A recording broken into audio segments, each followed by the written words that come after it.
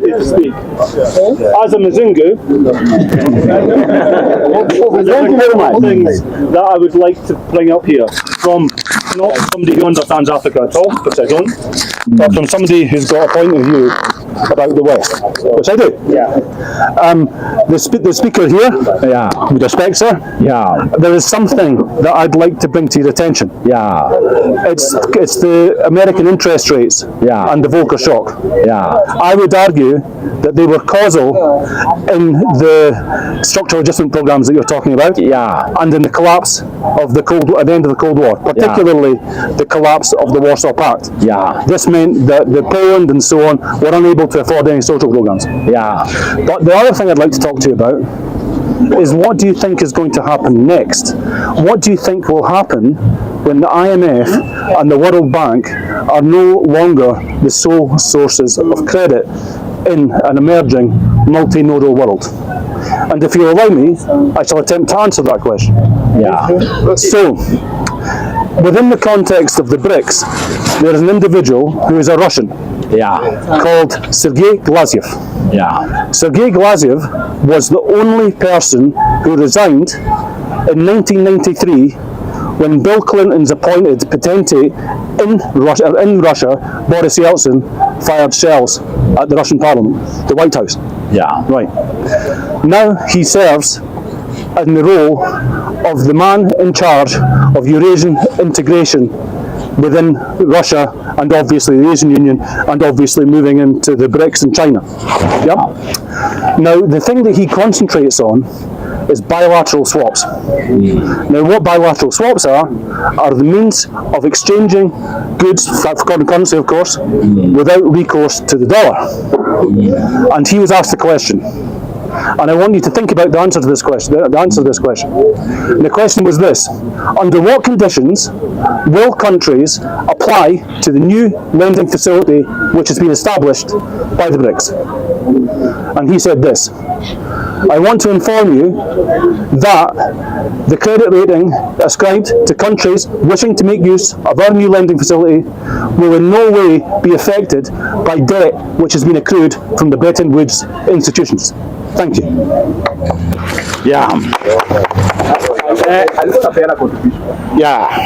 So you want to continue?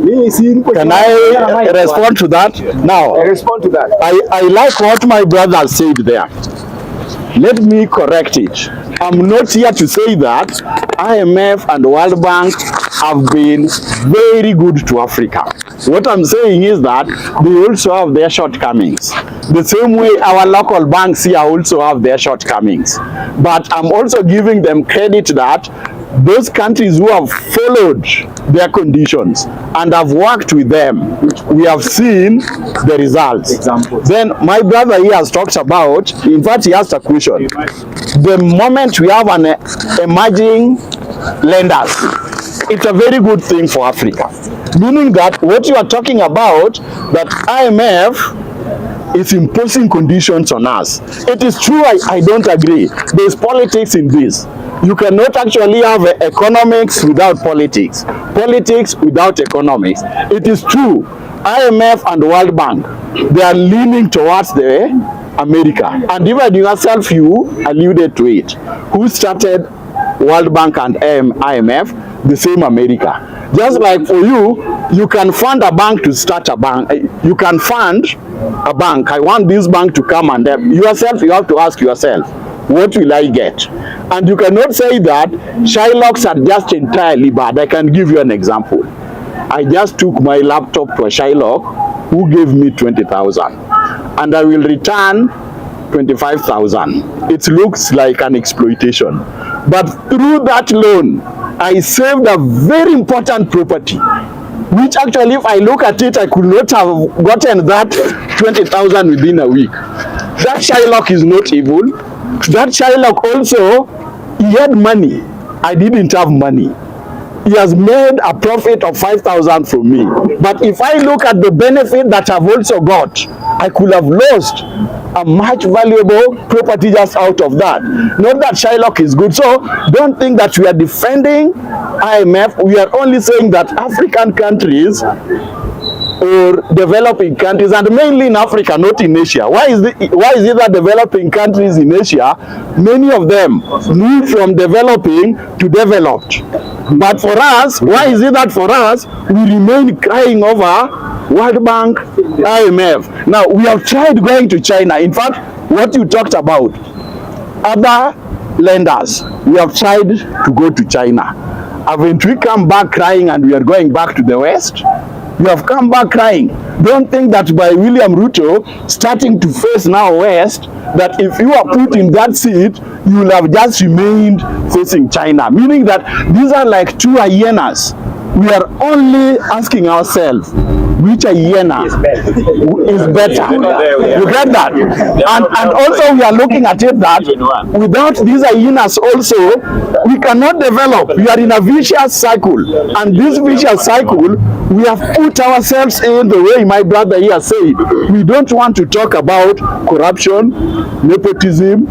Those ills, we don't want to talk about them. We only want to say that IMF we are the same people. When we are in a crisis, our government can't pay salaries. We are on the streets, haki yetu. The same government has to go now to maybe IMF or China, at least lend us some money. We cool these people down. We celebrate when we are given the salary. We celebrate again. Then tomorrow we start crying again. Why are you taking debt? These people are exploiting us. The problem is us Africans. Unless we look at ourselves in the mirror and ask ourselves, who is the cause of our problem? Let me revert. Allow me to just, you see, I was on the floor then I can catch you.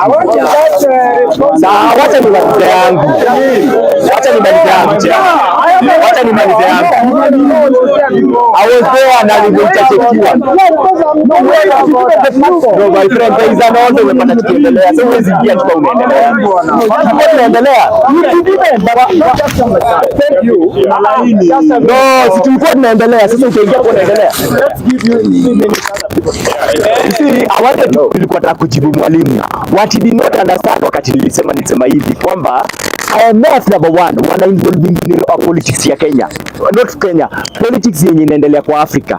And I remember very well nikiambia watu hapa, they choose puppets who they can control, irregardless of their integrity. Nilisema hapa hiyo kitu. Irregardless of their integrity. And the reason why nimekuwa niki-emphasize on people like Sankara, on people like Patrice Lumumba, on people like Magufuli, is because wana touch on the essential issues. Essential issues ni kwamba countries za Africa tumebarikiwa na natural resources. Why not atuzitumii kujiendeleza? It's because kwa kati yenye tuko na petro independence na colonies, they entered in agreements zingine zenye zinatukandamiza kwamba ukiingia as the president, mtu alipeana za joke kwamba since independence, especially in Kenya, ni kama urais na kongesha kwa determine in the next 20-30 years. There was a picture yenye ilikuwa na circulate where all the presidents zikifuatana hivi consecutively walikuwa in one photo, and someone joked, is it that walikuwa wamepangwa after huyu ni next? It can't be true because of this play. Wote wakiingia kuna something they don't touch on. All those countries of Africa, we don't need lending. Na niko na mwalimu angekuwa hapa. We don't need kwenda west kuomba pesa ya kujiendeleza. Yet we have our own natural resources. A good example kama Patrice Lumumba, and I cannot blame our marais like Ruto. If you can remember very well, nimesema good example kwamba before mtu yote aingie kwa president, anaendanga interview wapi? Na ukienda interview na konga bure. So unaambiwanga precondition. So in as much as tuna blame our leaders, ni ati irregardless ya ule president anaingia, you're already preconditioned. You're already preconditioned, and that's why I was asking a simple thing. That's why it is our mistake. No, it is not our mistake on this. Allow me to say it is not our mistake. Sababu gani? Wakati Chebukati anafanya interviews, how many watu walikuwa wameenda pale wanataka kusimama? One of them, na nimekuwa nikisema hapa continuously, Okuro Okot was there. Mwangi Moiria was there. How comes out of all of them wana shed off the right ones, tunaachiwa only 4 who are the equal hyenas? It's because among all these hyenas, Anika amekuwa kipeana example hapa kwamba unaenda unapatia huyu tao. Ule mwenye anakataa na iko kando. So kwa hata 10 mambo chagueni mmoja. It's the same thing. So we don't blame ourselves. We don't blame ourselves. Mwalimu is agreeing na kile anasema part of the reasoning is our own. But now the problem is this. You IMF na World Bank wana create issues, wana create problem, then wanakuja kusolve. Thank you. Okay, you see,